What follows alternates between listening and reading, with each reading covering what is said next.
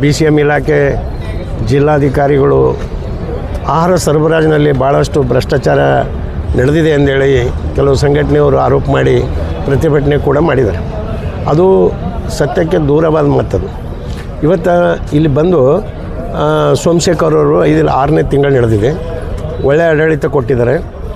ಹಾಸ್ಟೆಲ್ಗಳೆಲ್ಲ ಪುನಃ ವಿಸಿಟ್ ಮಾಡಿ ಹಾಸ್ಟೆಲಲ್ಲಿ ವಿದ್ಯಾರ್ಥಿಗಳಿಗೆ ಸಮಯಕ್ಕೆ ಸರಿಯಾಗಿ ಊಟ ಆಹಾರ ಎಲ್ಲನೂ ಕೂಡ ವ್ಯವಸ್ಥೆ ಒಂದು ಒಳ್ಳೆ ರೀತಿ ಸುಧಾರಣೆ ಮಾಡಿದ್ದಾರೆ. ದಿನನಿತ್ಯ ಸರ್ಕಾರದ ಕೊಡಬೇಕಾದ ಪೋಸ್ಟ್ ಮೆಟ್ರಿಕ್ ವಸತಿ ನಿಲಯಗಳಿಗೆ 1850 ರೂಪಾಯಿ ಕೊಡ್ತದೆ.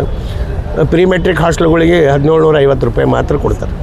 ಅಷ್ಟರದಾಗೆ ಅವ್ರಿಗೆ ಒಂದು ತಿಂಗಳ ವಿದ್ಯಾರ್ಥಿಗಳಿಗೆ ಸರಿಯಾಗಿ ಮುಂಜಾನೆ ಚಹಾ ಹಿಡ್ಕೊಂಡು ಸಾಯಂಕಾಲ ಊಟದವರೆಗೂ ಕೂಡ ಎಲ್ಲ ವ್ಯವಸ್ಥೆ ಮಾಡಬೇಕು. ಎಲ್ಲ ವಸ್ತುಗಳ ಅಗತ್ಯ ವಸ್ತುಗಳ ಬೆಲೆ ಗಗನಕ್ಕೇರಿದೆ. ಆದರೆ ಇಲ್ಲಿ ನಮ್ಮ ವಿದ್ಯಾರ್ಥಿಗಳು ಆಹಾರ ವೆಚ್ಚ ಹೆಚ್ಚಾಗಿಲ್ಲ.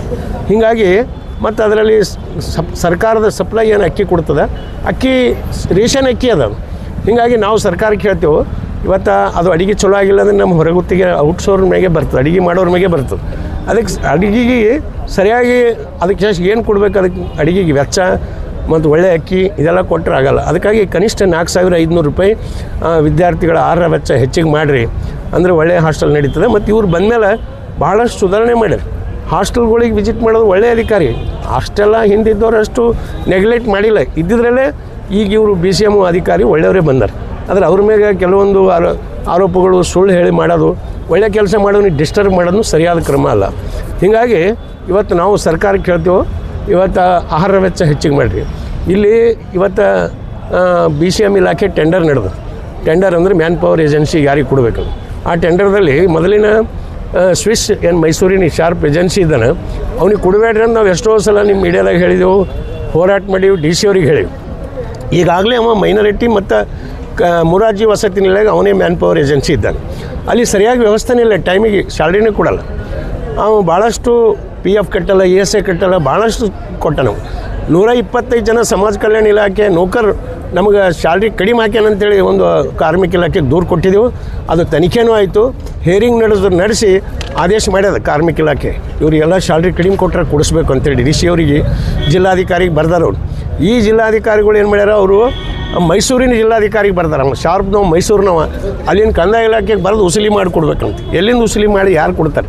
ಇಲ್ಲಿ ಕಡಿಮೆ ಹಾಕ್ಯಾನ ಅವನಿಗೆ ಬ್ಲ್ಯಾಕ್ ಲಿಸ್ಟ್ ಹಾಕೋದು ಬಿಟ್ಟು ಅವ್ನಿಗೆ ಉಸುಲಿಗೆ ಪತ್ರ ಬರೆದು ಮತ್ತೆ ಪುನಃ ಟೆಂಡರ್ ಅವನಿಗೆ ಕೊಡ್ಲಿಕ್ಕೆ ತಯಾರು ಮಾಡ್ಯಾರ. ಆ ರೀತಿ ಸರಿಯಾದ ಕ್ರಮವಲ್ಲ. ಅದಕ್ಕೆ ನಾವೇನು ಹೇಳ್ತಿದ್ದೇವೆ ಸರ್ಕಾರಕ್ಕೆ ಅಂತಂದರೆ, ಅಂಥವ್ರಿಗೆ ಶಾರ್ಪ್ ಏಜೆನ್ಸಿಗೆ ಬ್ಲ್ಯಾಕ್ ಲಿಸ್ಟ್ ಹಾಕಿ ಅವನಿಗೆ ಕಡಿವಾಣ ಹಾಕಿರಿ. ಎಲ್ಲಿ ಅವನಿಗೆ ಏಜೆನ್ಸಿನೇ ಕೊಡಬೇಡ್ರಿ. ಇಡೀ ರಾಜ್ಯದಾಗ ಎಲ್ಲಿ ಕೊಟ್ಟರು ಕೂಡ ಇದೇ ಗೋಳೆ ಇದೆ. ನಮ್ಮ ನೌಕರಿಗೆ ಟೈಮಿಗೆ ಸ್ಯಾಲ್ರಿನೇ ಕೊಡಲ್ಲ. ಹೀಗಾಗಿ ಅವನಿಗೆ ಬ್ಲ್ಯಾಕ್ ಲಿಸ್ಟ್ ಹಾಕಬೇಕಂತ ಪ್ರಮುಖ ಬೇಡಿಕೆ. ಮತ್ತು ಸೋಮಶೇಖರ್ ಮೇಲೆ ಏನು ಆರೋಪ ಅದ, ಅದು ಆರೋಪ ಸುಳ್ಳದ. ಅದ್ರ ಬಗ್ಗೆ ತನಿಖೆ ಮಾಡಿರಿ. ಯಾಕೆ ಅವರು ಆರೋಪ ಮಾಡ್ಯಾರ ಅದ್ರ ಬಗ್ಗೆ ತನಿಖೆ ಆಗಲಿ, ಅದಕ್ಕೆ ನಮ್ಮದೇನಿಲ್ಲ. ಅವ್ರನ್ನೂ ಹೋರಾಟಗಾರರೇ. ಆದರೆ ಅವ್ರ ಬಗ್ಗೆ ಯಾಕೆ ಹಂಗೆ ಮಾಡಿದ್ರು, ಏನು ಇವತ್ತೇ ಆಹಾರ ಇಲಾಖೆಯಲ್ಲಿ ಆಹಾರ ಸರಬರಾಜಿನಲ್ಲಿ ಇವತ್ತೇ ಭ್ರಷ್ಟಾಚಾರ ನಡೆದಂತಲ್ಲ, ಹಿಂದೆ ನಡೆದಿತ್ತ ಇಲ್ಲ ಏನಾಗಿತ್ತು. ಇವ್ರು ಬಂದ್ಮ್ಯಾಗ ಸುಧಾರಣೆ ಮಾಡೋರಿಗೆ ಭ್ರಷ್ಟಾಚಾರ ಮಾಡ್ಯಾರನ್ನೋ ಅದು ತಪ್ಪದ. ಅದಕ್ಕಾಗಿ ಅವ್ರು ಒಳ್ಳೆಯ ಅಧಿಕಾರಿಯಾರ ಇರಲಿ ಅಂತ ನಾವು ಒತ್ತಾಯ ಮಾಡ್ತಿದ್ದೀವಿ. ಅಲ್ಲೇ ಇವರು ಆ ಸರ್ಕಾರ ಗಮನ ಹರಿಸಿ ಈ ಸಮಸ್ಯೆ ಬಗೆಹರಿಸ್ರಿ.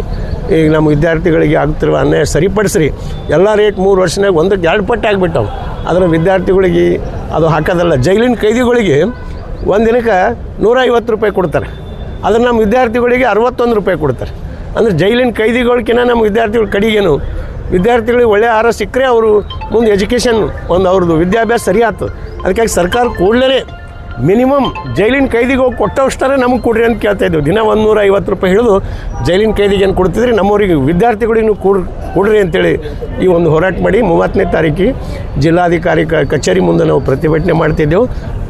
ಕಾರಣ ಜಿಲ್ಲಾಡಳಿತ ಗಮನ ಹರಿಸಿ ಈ ನಮ್ಮ ಬೇಡಿಕೆಗಳು ಈಡೇರಿಸಬೇಕಂತೇಳಿ ಈ ಒಂದು ಮಾಧ್ಯಮ ಮೂಲಕ ಸರ್ಕಾರಕ್ಕೆ ಒತ್ತಾಯ ಮಾಡ್ತೀವಿ.